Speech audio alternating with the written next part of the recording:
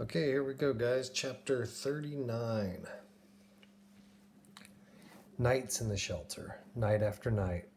It was impossible to sleep through the explosions and the gunfire. Susan had a flashlight, but flashlights needed batteries, and batteries were hard to find. Instead, she lit a candle inside a flower pot, and by its dim light, read to us Peter Pan, A Secret Garden, The Wind in the Willows. Some were books that she got from the library. Others came from her own bookshelves. On his own, Jamie was reading Swiss Family Robinson over again.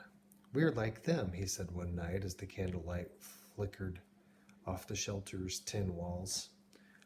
"We're in our cave, safe and warm." I shuddered. I had wrapped myself in a sheet because it was too hot for a blanket. I felt warm, but not safe. I never felt safe in the shelter. "You are, though," Susan said. You feel safer in your bedroom, but you're actually much safer in the shelter." It didn't matter how I felt. She made me go into the shelter every time the sirens wailed. Men came and removed all the signposts from the roads around the village so that when Hitler invaded, he wouldn't know where he was. When he invaded, we were to bury our radio. Jamie had already dug a hole for it in the garden. When Hitler invaded, we were to say nothing, do nothing to help the enemy. If he invaded while I was out rioting, I was to return home at once, as fast as possible, by the shortest route. I'd know it was an invasion, not an air raid, because all the church bells would ring. "What if the Germans take Butter?" I asked Susan. "They won't," she said, but I was sure she was lying. "Bloody Huns," Fred muttered when I went to help with the chores. "They come here, I'll stab 'em with a pitchfork, I will." Fred was not happy. The riding horses, the Thorntons' fine hunters, were all out to grass, and the grass was good, but the hayfields had been turned over to wheat, and Fred didn't know how he'd feed the horses through the winter. Plus, the land girls staying in the loft annoyed him. "Work 12 hours a day, then go out dancing," he said. "Bunch of lightfoots. In my day, girls didn't act like that." I thought the land girls seemed friendly, but I knew better than to say so to Fred. You could get used to anything. After a few weeks, I didn't panic when I went into the shelter. I quit worrying about the invasion. I put Jamie up behind me on Butter, and we searched the fields for shrapnel or bullets or bombs. Once we came across an airplane shot down in a hops field. Soldiers had already surrounded it by the time we got there, and were keeping civilians away. "A Messerschmitt," Jamie said, eyes gleaming. "Wonder where the pilot went."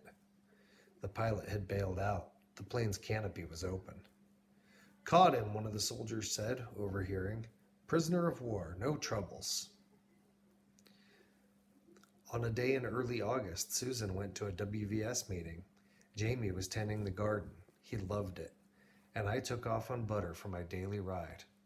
I went up to the top of the hill. I paused the way I always did to search the sea and the sky. No airplanes, no big boats. But then I saw something in the distance, something small on the surface of the ocean. A tiny boat, a rowboat, pulling for shore. I watched it, wondering. It was headed not for the town harbor, but for one of the barbed wire sections of the beach. Was the person lost? Surely he knew better than to land where there could be mines. I kept watching, frowning. The man, it looked like a man, I thought, in the boat continued to row straight for shore. Surely he could see the village from the water. Surely he knew it would be safer there. Unless, I thought, my blood running cold, he was a spy. A spy. I couldn't believe it. I didn't believe it. I always looked for spies from the hill. It was a habit, but that didn't mean, despite the posters, despite the rumors, that I actually expected to ever see a spy. But yet, a single rowboat, so far out, where had he come from? Did he get dropped off by a submarine? A German submarine? If he wasn't a spy, why was he headed toward the deserted beach? I heard Susan's voice in my head. "Improbable," it said. That means not likely. Still, it was one of the rules: report anything suspicious at once. I turned Butter down the face of the hill, weaving through brush and tall grass, trying to keep the little boat in sight. It disappeared from my view as I got lower, and I sped up, cantering along the road that led to the barricaded beach. I stopped Butter in a copse of trees, just as the beach came into view. It was low tide, and the sand stretched out wide and flat for a mile along the shoreline. Right in the center of the sand, the man stepped from his rowboat. He carried a suitcase and had a rucksack on his back. As I watched, he shoved the rowboat back into the water. The sea was quiet. The boat floated high above the gentle waves and began to drift sideways, following the shore. I swallowed hard. The man, an ordinary-looking man, at least from the distance, took something from his rucksack. He unfolded it and used whatever it was to dig a hole in the beach. He put the suitcase into the hole, covered the hole with sand, walked cautiously up the sand dunes toward the barbed wire. I couldn't see what happened next, but suddenly the man was on the other side of the fence, walking down the road toward me. I turned Butter and galloped away. I could have gone to the airfield, but the police station was closer, and I knew where it was.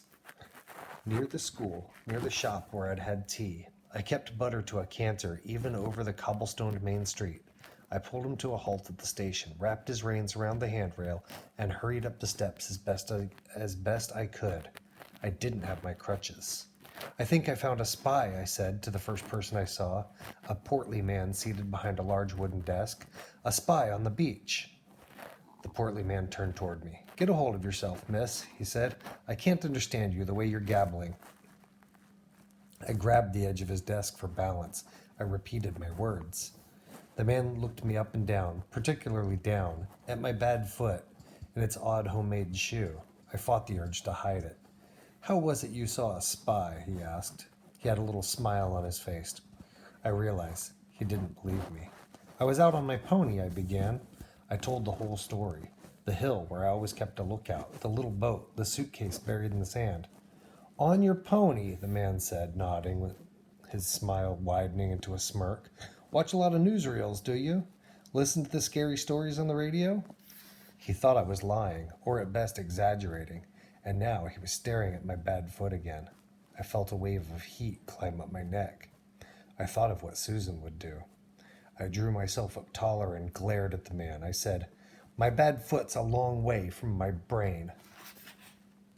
The man blinked. I said, "I would like to speak to your commanding officer. The government asks us to report anything suspicious, and that's what I'm going to do. If you won't listen, I want to talk to someone who will." The second police officer took me more seriously. "We'll go in the squad car," he said. "See if we can find him." He asked if I needed help getting to the car. "No, thank you," I said. I walked as straight as I could manage, even though it hurt like crazy. The officer put me in the front seat beside him, and together we started down the road. We'd hardly gotten out of town when we came across the man I'd seen, walking down the road with perfect ease. I pointed him out to the officer. "You're sure?" the officer asked. For a moment, I wasn't. I hadn't really gotten a close look at the man's face, but he felt like the right person. I nodded. The officer stopped his car and got out. "Papers, please," he said. "Really?" said the man in perfect English, with the accent Lady Thornton used. "Why ever for?" "Routine," the officer said. The man raised his eyebrow as if it were all a joke, but reached into his pocket readily enough. He pulled his identity card out of a battered leather wallet.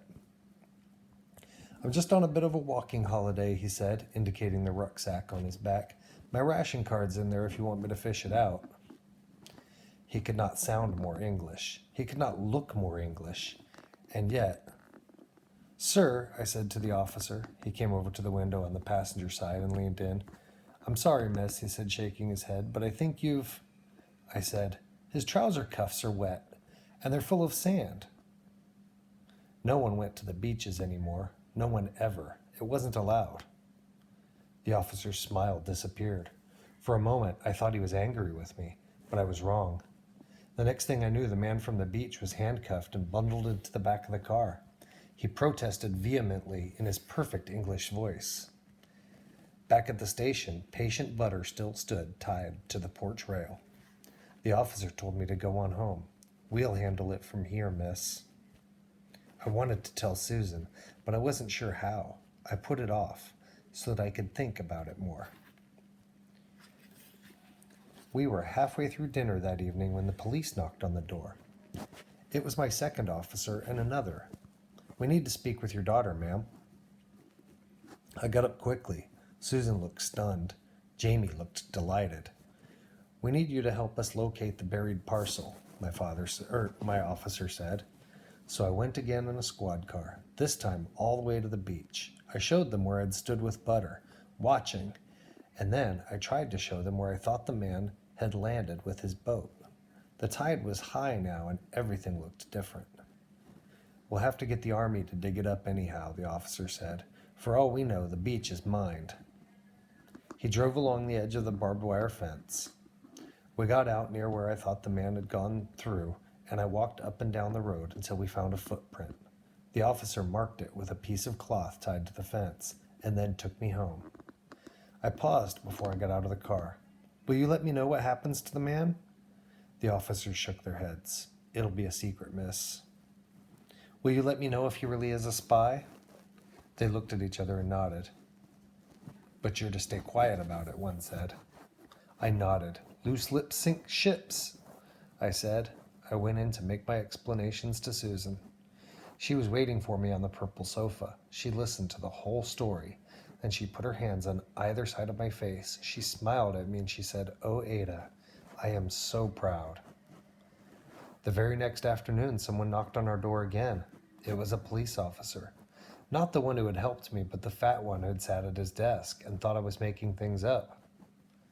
I need to apologize to your daughter, ma'am, he said. When he saw me, he swept off his hat and bowed. I should have believed you, he said. I'm sorry. A grateful nation thanks you for your service. With great ceremony, he handed me an onion. And that is the end of chapter 39.